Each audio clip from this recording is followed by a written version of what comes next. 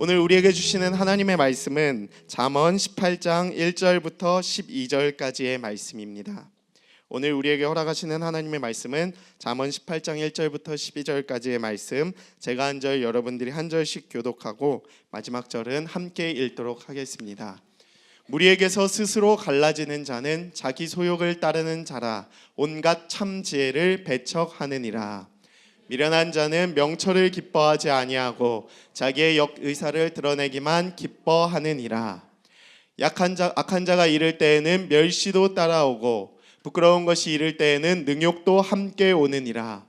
명철한 사람의 입의 말은 깊은 물과 같고 지혜의 샘은 솟구쳐 흐르는 내와 같으니라. 악인을 두둔하는 것과 재판할 때에 의인을 억울하게 하는 것이 선하지 아니하니라. 미련한 자의 입술은 다툼을 일으키고 그의 입은 매를 자청하느니라.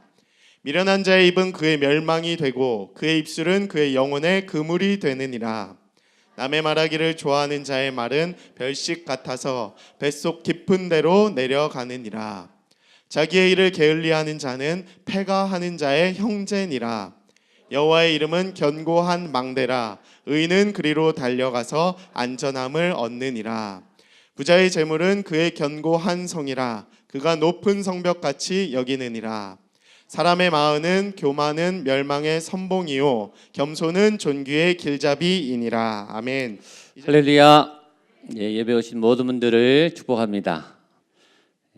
예배를 통해서 하나님을 만나는 일은 참 행복한데, 하나님 만나는 거는 조금 당혹스럽기도 하고, 또 하나님은 이제 파악하면 할수록 어떤 면에서는 어렵고 신비하시고 엉뚱하세요. 손에 안 잡힙니다. 근데 하나님을 이해하고 파악하고 손에 잡고자 하면 하나님한테 혼나요. 하나님을 사랑해서, 하나님이 좋아서, 또 하나님을 따라가기 위해서 이해하는 것은 좋지만, 하나님을 파악해서 이용하고, 또 하나님을 이기려고 하고, 또 하나님에 빠져나가려고 하고, 하나님을 이해하는 그런 의미에서 알아가려고 하는 태도는 좋은 태도는 아니에요. 근데 우리가 하나님을 배우고 또 하나님 알고 할 때 어떤 하나님하고 경쟁하고, 또 하나님을 파악하고, 또 하나님에 대해서 어떻게 이렇게 정리를 하고 좋지 않은 마음으로 신앙생활 하다가 보면 그런 마음이 들 때도 있어요. 그러나 예배 오고 말씀을 듣고 하나님을 알아가면 알수록 하나님은 굉장히 좋으신 분인데 파악이 잘 안 됩니다. 이해는 하죠. 하나님은 이런 면도 있고 이런 면도 있으시고, 그러나 우리 생각대로 안 끌려오세요. 절대. 하나님이 여러분의 이 계산보다 훨씬 앞서시고 크신 분이세요. 하나님을 이렇게 파악한다, 내 생각 안에, 계획 안에 가둔다, 그런 생각을 하지 않고 좋은 마음으로 열어 놓으시기를 축복합니다. 오늘 수요예배 오시는 분들은 다 자발적으로 하나님이 좋고 예배가 좋아서 오시는 분들인데, 그런 좋은 마음으로 좋으신 하나님, 아름다우신 영광의 하나님, 오늘 말씀을 통해서 여러분을 돕고 여러분을 격려하고 필요한 부분을 아주 따뜻하게 보듬어 주시고 여러분에게 필요한 도움을 마음껏 주시는 그 아버지의 영적인 은혜를 맛보는 여러분들 되시기를 주님의 이름으로 축복합니다. 오늘 본문의 주제는 말과 지혜입니다. 제목이 깊은 물과 같고 솟구쳐 오르는 시내와 같은 지혜, 이렇게 썼는데요. 말하고 지혜, 이 말에 대해서 많이 나왔고, 지혜는 뭐 잠언 1장부터 계속 나왔죠. 이 지혜가 말로 담겨서 나오죠. 이 사람이 지혜가 있는가, 이 사람이 똑똑한가, 이 사람이 총명한가, 말을 들어보면 알아요. 이 사람이 믿음이 제대로 있는가, 이 사람의 믿음이 바른 믿음인가, 말하는 거 들어보면 알아요. 이 사람이 하나님을 사랑하나, 자기를 사랑하나. 하나님을 사랑하는 것 같은데 자기를 사랑하는 분도 있고, 자기를 사랑하면서 하나님을 사랑하는 분도 있어요. 말을 들어보면 다 알아요.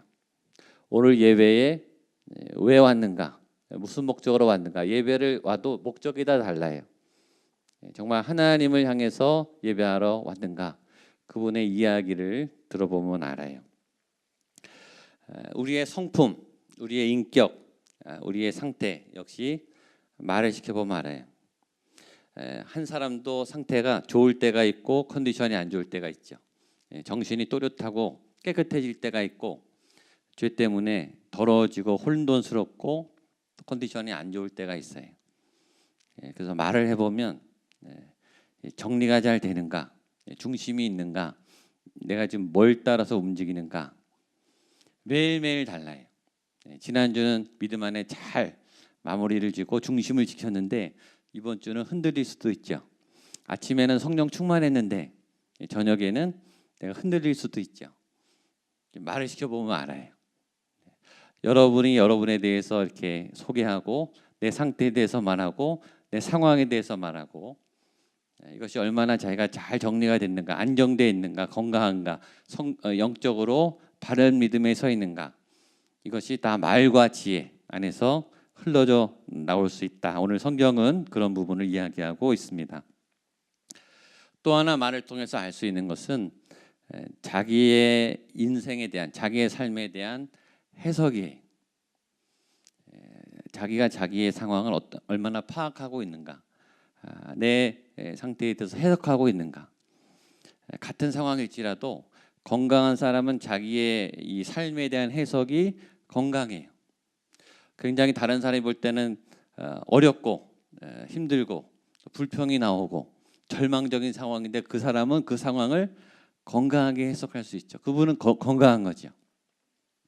근데 객관적인 상황이 굉장히 좋고 유리하고 좋은 것들을 많이 갖고 있는데 그 사람은 굉장히 불만이 많고 불평이 많을 수도 있어요. 또 그 상황에 대해서 긴장하고 두려워할 수 있어요.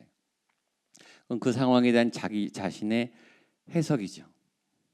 요셉이 형들에게 팔려서 노예로 갔다가 뭐 이렇게 계속 이렇게 엉키는 삶을 살 때 그 요셉의 마음은 성경에 솔직하게 나와 있지는 않아요. 우리는 상상하죠. 이 요셉이 처음에는 해석이 안 됐을 거예요. 내가 무슨 죄를 졌나? 내가 이렇게 혼날 만큼 나쁜 짓을 했나?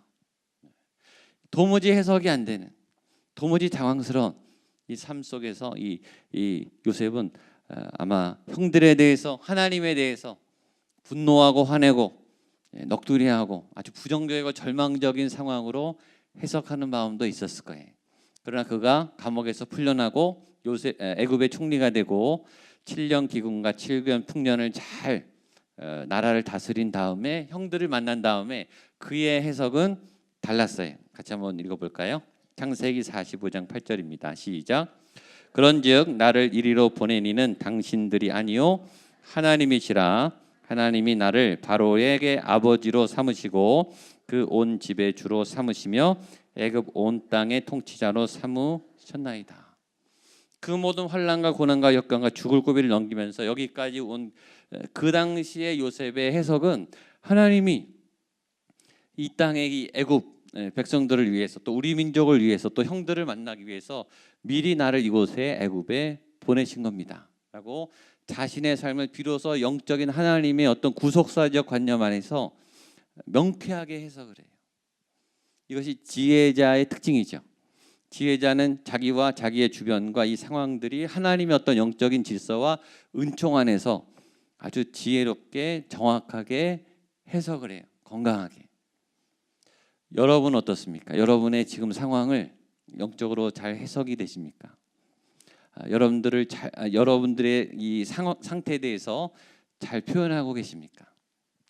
지혜가 오면 그런 말을 하게 된다는 거예요. 지혜가 오면 나에 대해서 영적인 정확한 해석을 하게 된다는 거예요. 하나님이 지혜를 주셔서 여러분들이 지금 그 상황을 분별하고 파악하고 또 건강하게 해석하고 자원으로 삼는 여러분 되시기를 주님의 이름으로 축복합니다. 오늘 본문에도 역시 악인과 의인, 자기를 내세우는, 자기 생각을 앞세우는 그런 똑똑하지만 미련해 보이는 악인과 하나님의 지혜를 따라가는 의인, 이렇게 대조적으로 나옵니다. 1절과 2절 말씀 같이 보겠습니다. 시작. 무리에게서 스스로 갈라지는 자는 자기 소욕을 따르는 자라 온갖 참 지혜를 배척하느니라. 미련한 자는 명철을 기뻐하지 아니하고 자기의 의사를 드러내기만 기뻐하느니라. 첫 번째, 미련한 사람, 무리에서 스스로 갈라지는 자, 어떤 공동체에서 점점 떠나는 자, 요새 현대인들, 싱글족들, 혼자만의 삶을 즐기는 사람들을 향한 경고에 무리에게서 스스로 갈라지려고 하는 삶, 공동체적 생활에서 자꾸 떠나려고 하는 사람, 홀로 뭔가를 하려고 하는 사람들의 특징, 어떤 관계성이 부족한 사람, 관계를 싫어하는 사람, 관계를 불편해하는 사람. 하나님 우리를 관계적으로 지으셨대. 관계는 이렇게 섞여야 돼요. 뭔가를 오픈해야 되고, 뭔가를 내놔야 되고, 뭔가를 받아들여야 돼. 그래야 같이 살아요. 그렇죠? 부부가 결혼 생활하려면 좋은 것, 나쁜 것 내놔야 되죠. 그리고 상대방을 수용해야 돼요. 독립적이지만 연결돼 있어요.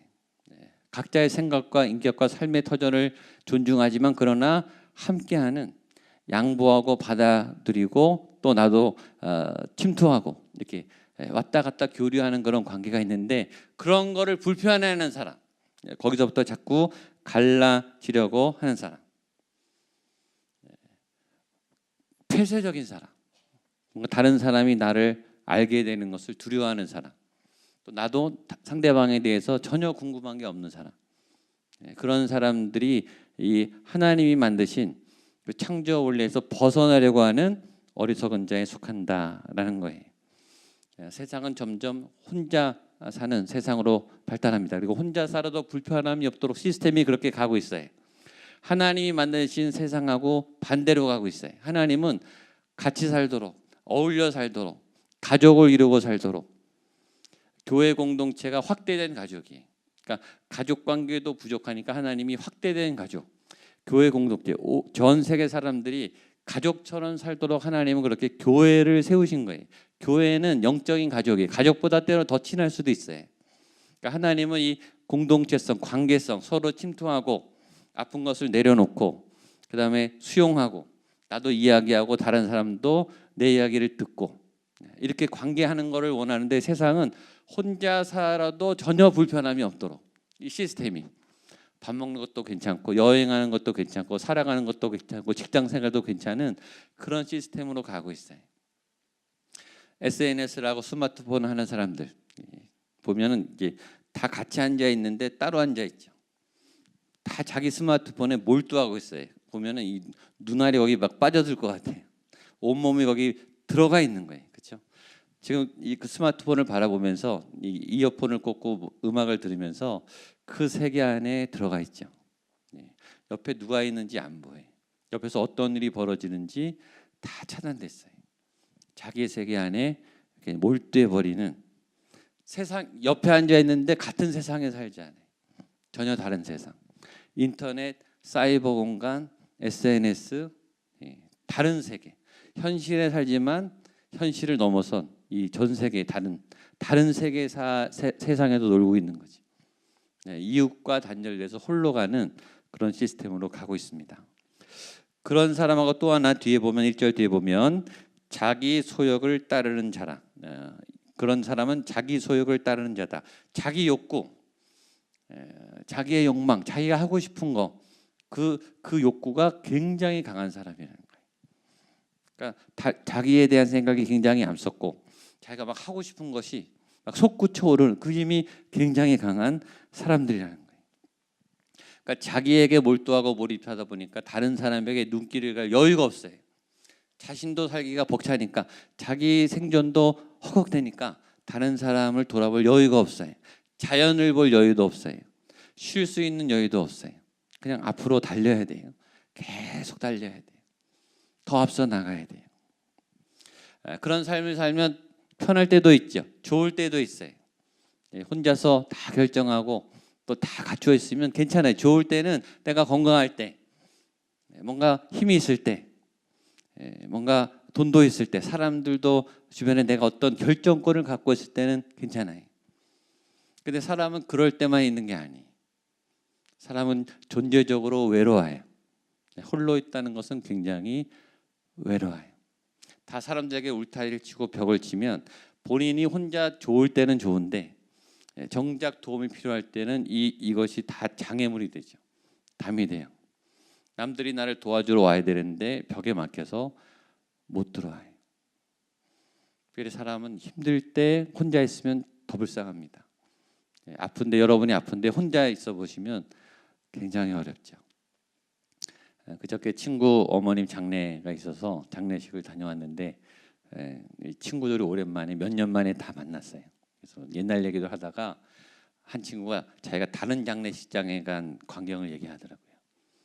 노숙자 장례를 봤다는 거예요. 본인 장례가 아니고 옆에 그러니까 노숙자 한 분이 돌아가셨는데 노숙자니까 가족을 찾지 못했다는 거예요. 그래서 상주가 누구냐 그랬더니 119 구조대 이름을 거기 걸어놨다는 거예요. 그러니까 이 세상에 이 숭고한 죽음, 마지막 이 고귀한 죽음을 맞이해야 되는데 아무도 없이 버려진. 그래서 119 구조대가 상주 그 사진만 걸어놓고 이름만 걸어놓은 쓸쓸히 세상을 떠나가는 외로운 사람의 모습을 봤다라는 얘기가 저한테는 좀 충격적이에요. 그렇죠? 전 여러분들이 외롭지 않게 더불어 함께 같이 사는 믿음의 공동체를 이루게 되기를 축복합니다. 그 하나님의 함께하는 공동체 질서를 깨트리는 것이 어리석다는 거예요. 무리에게서 스스로 갈라지려고 하는 사람, 자꾸 혼자 놀라 그러는 사람, 따로 뭔가를 이렇게 테두리를 치려고 하는 사람, 자기 소욕을 따르는 사람. 우리는 본능적으로 이기적이, 죄인은 본능적으로 이기적이, 죄인은 본능적으로 하나님하고 떠나려고 해. 힘이 있을 때는 그래요. 하나님이 간섭하는 것 같아. 하나님이 나를 도와주려고 하는 게 아니라 나를 못 살게 구는 것처럼 느껴져요. 다 귀찮아요. 교회 안 오잖아요. 예배는 한 번만 드리지 뭘 그렇게 여러 번 드리냐, 뭘 그렇게 많이 바쳐야 되냐, 뭘 그렇게 봉사를 많이 해야 되냐. 그거 다 즐거워서 기쁘게 하는 건데 본인은 그걸 노예처럼 힘들게 의무로 책임감으로만 하려니까 어렵죠. 그러다가 급하면 어떤지 아세요? 자기가 아프든지 위기가 오고 어쩔 수 없는 고난에 닥치면 누구든지 기도하게 돼 있어요. 도움을 뻗치게 돼 있어요. SOS를 보내게 돼 있다고요. 급할 때는, 혼자 괜찮을 때는 유지자역 하다가 급할 때는 기도하게 돼 있어요. 급할 때는 SOS를 치게 돼 있어요. 도움을 받게 돼 있어요. 그런데 2절 보겠습니다. 2절 시작. 미련한 자는 명철을 기뻐하지 아니하고 자신의 의사를 드러내기만 기뻐하느니라. 미련한 자는 명철, 하나님의 지혜, 하나님의 말씀을 기뻐하지 않아요. 말씀을 듣는데 자꾸 졸아해요. 성경을 읽지도 않고 읽기만 하면 졸아해요. 성경을 들으면, 설교를 들으면 바로 졸아해요. 저희 교회도 그런 분이 몇 분 있어요. 설교만 들으면 졸아해요. 사회에 나가서는 아주 활발하고 유능하신데 예배 시간에만 오면 조세요. 하나님의 말씀이 안 들리는 거예요. 들어오지 않는 거예요. 미련한 자. 그리고 자신의 의사를 드러내기를 기뻐한다. 내 얘기하는 거, 내 주장하는 거, 내 생각하는 거, 내 고집대로 하는 거는 굉장히 고집부리고 자기 생각대로 해야 다른 사람이 안 들려요. 여러분의 주장, 여러분을 사랑하고 내 의사를 내는 것은 굉장히 중요하죠. 여러분의 의견은 소중해요. 그 소중한 나의 의견만큼 뭐가 소중해요? 옆에 분의 의견 역시 소중하죠. 그러니까 내 의견과 내 말을 소중히 취급해 주기를 바라는 만큼 나는 그분의 이야기를 나만큼, 내가 원하는 만큼 같은 가치로 그분의 이야기를 들어야 되죠. 하물며 사람의 말도 그럴진데 하나님의 말씀은, 하나님의 지혜는, 나를 향하신 오늘 주시는 하나님의 말씀은 얼마나 귀하겠어요. 명철한 자는 그 하나님의 말씀을 듣는 줄로 믿습니다. 내가 말씀이 잘 들리는가, 그게 내 상태예요. 말씀이 자꾸 안 들리고, 말씀을 듣면 화가 나고, 예배를 드리면 불편하고, 찬양이 막 안 들어오고, 그건 내 상태가 뭔가 지금 건강하지 않은 거예요. 여러분의 예배 드리는 상태, 말씀을 들으는 상태, 찬양을 하는 상태를 여러분들이 관찰하면 내 상태가 파악이 돼요. 근데 꼭 복음이 필요한 분들은 복음을 안 들어요. 정말 예배 드려야 될 분들은 예배를 안 드리죠. 제가 생각할 때 상담 꼭 받아야 할 분들은 꼭 상담을 안 받아요. 상담 안 받아야 할 분이 상담을 받아요. 하나님의 말씀이 치료제, 저는 우리를 고치시는 줄로 믿습니다. 아, 내게 말씀이 필요하다. 건강한 분일수록 내가 말씀을 더 먹어야 되겠구나. 난 이렇게 부족하구나. 내가 하나님을 알았지만 내 신앙은 너무너무 부족하구나. 하나님의 말씀을 달게 더 먹어야 되겠구나. 하나님께 더 가까이 나가야 되겠구나. 성령의 능력으로 내 안에 더러운 죄악을 씻어야 되겠구나. 나는 아직도 멀었구나. 하나님께 더 나아가서 다른 영혼, 다른 사람, 다른 사람의 아픔을 더 품어줄 수 있는 건강한 믿음의 사람이 되어야 되겠구나. 이런 마음을 갖는 사람이 지혜로운 사람이, 오늘 하나님 안에서 그런 지혜를 발견하게 되기를 바랍니다. 자, 4절 말씀 보겠습니다. 시작. 명철한 사람의 입의 말은 깊은 물과 같고 지혜의 샘은 솟구쳐 흐르는 내와 같으니라. 명철한 사람의 입의 말은 깊은 물과 같고, 명철한 사람, 하나님의 지혜, 하나님의 말씀, 하나님의 생각을 따라가는 사람의 그런 지혜는, 입의 말은, 그 사람의 입술로 나오는 말은 깊은 물과 같고, 시내가 졸졸 흐르는 얕은 물도 있어요. 그것도 예쁘죠. 그러나 깊은 물은 일단 물의 용량이 달라요. 그죠? 물의 양이 다르고, 얕은 물에 사는 물고기가 있고 깊은 물에 사는 물고기가 있어요. 물고기의 종류가 다르고 크기가 다르죠. 그 안에 사는 생물들, 또 해초들의 종류가 달라요. 얕은 물은 종류가 작겠죠. 생물의 양도 작겠죠. 물고기의 크기도 크지 않겠죠. 깊은 물, 큰 물, 용량이 커요. 큰 물, 깊은 물. 물고기도 다양하고 크겠죠. 해초도 많고 먹이도 풍성하고 용량이 큰 거예요. 명철한 사람이 하는 말 안에는, 짧은 말이지만 그 안에는 깊은 의미가 담겨 있어요. 말을 많이 해서가 아니고 짧게 말하지만 그 안에는 굉장히 큰 에너지가 있어요. 그 안에는 생명이 있어요. 기도도 오래 한다고 좋은 게 아니고 짧지만 아주 영역이 있는 기도, 능력이 있는 기도. 말도 간단하지만 어떤 파워가 있는 말, 생명 있는 말, 그 영혼을 꿰뚫는 말. 우리 부모님들이 한마디를 딱 했는데 이 아이들의 마음에 딱 클릭이 되고, 이 아이들이 깨달음을 주고, 아이들이 각성을 하고 정신을 차리고, 그러면 얼마나 좋겠어요. 그런 말들은 명철한 사람들의 입을 통해 나오는 말, 하나님의 지혜가 담겨서 들어가는 말. 그런 말을 하는 사람들은 다른 사람이 무시할 수 없죠. 저 사람 입을 통해서 하나님이 말씀하시는 것처럼 들리니까. 그러니까 말에 권위가 생겨요. 여러분의 말에 권위가 있게 되기를 축복합니다. 여러분이 기도하고 말씀을 묵상하는 말은 하나님이 여러분의 입술을 통해서 말씀하시는 것처럼 다른 사람에게 들린다는 거예요.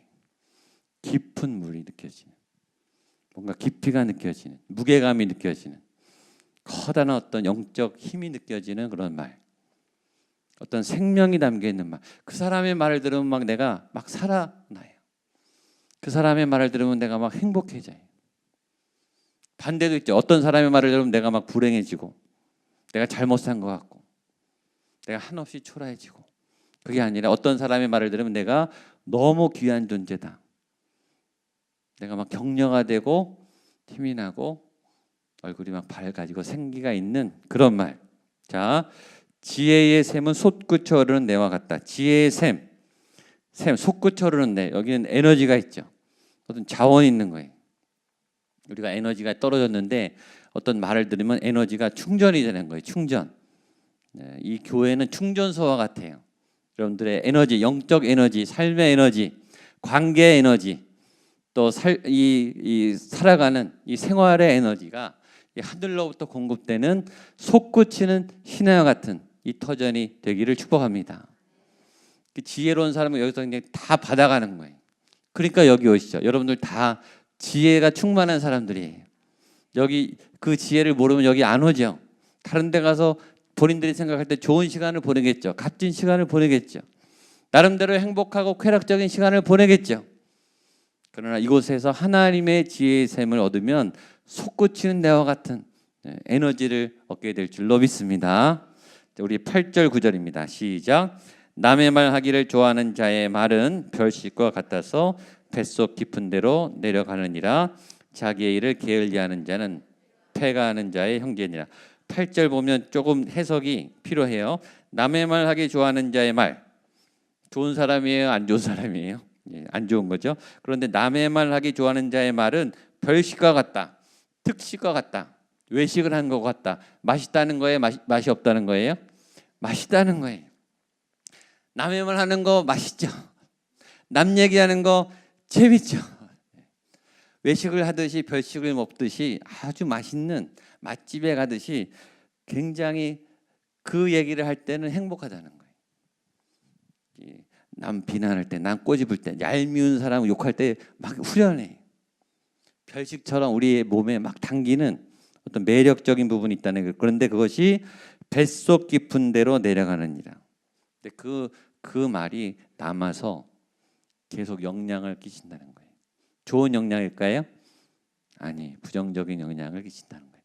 말을 할 때는 별식처럼, 이 별미를 먹는 것처럼 기분이 좋고 후련하고 뭔가가 막 내가 이긴 것처럼 재밌지만 그 말은 지나가지 않고 내 뱃속에 쌓인다는 거예요.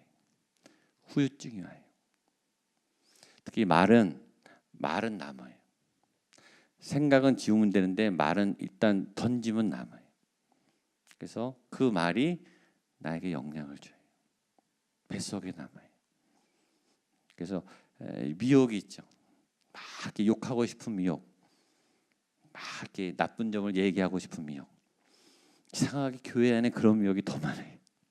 사역하다 보면 그냥 다른 사람의 얘기하는 게 맛있는 요리처럼, 그렇죠? 또 이게 끼리끼리 몇 명이 마음이 맞으면 그 사람은 그냥 그날 거의 뭐 왔다 갔다 그냥 반 죽는 거죠. 그렇죠? 그 재밌어요. 하다 보면 재밌어요. 목사인 저도 재밌다니까요.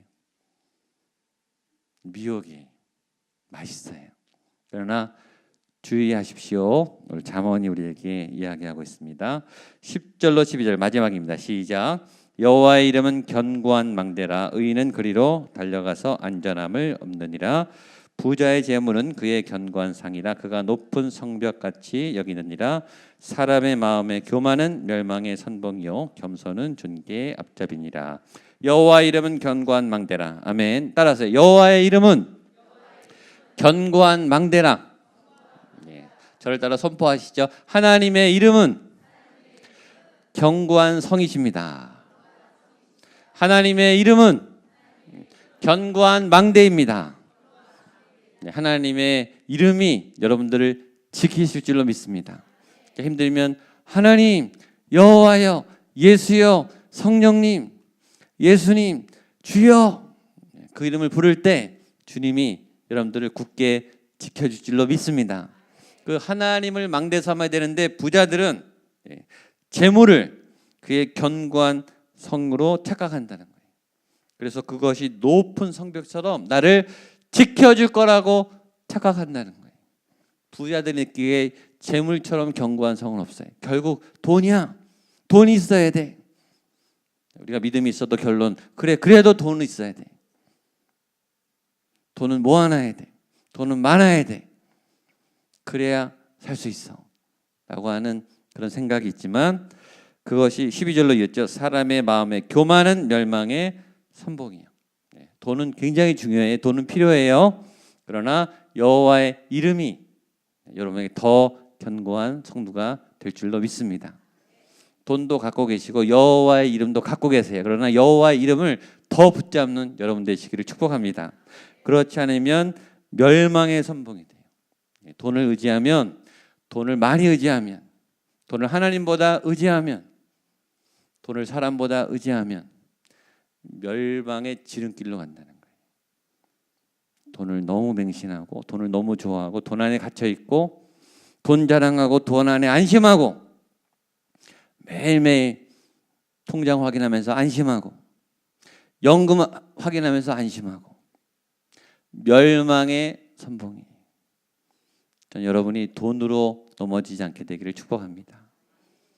돈을 뛰어넘는, 돈을 다스리는, 돈에 휘둘리는 사람이 아니라 돈을 잘 사용하시는, 돈을 덕스럽게 하나님의 영광을 위해서 잘 나누고, 지난주 우리 설교 있듯이 돈을 잘 다스리잖아요. 가난한 사람이 없도록 좋은 역할을 하는 그런 통로로 잘 사용할 때 겸손은 존귀의 길잡이니라. 하나님의 말씀 앞에 명철하고 겸손한 겸비한 믿음의 백성들로 또 남은 3일 살아가시기를 주님의 이름으로 축복합니다. 아멘. 같이 한번 찬양하고 기도하겠습니다. 자리에 일어나셔서 마음속에 근심 있는 사람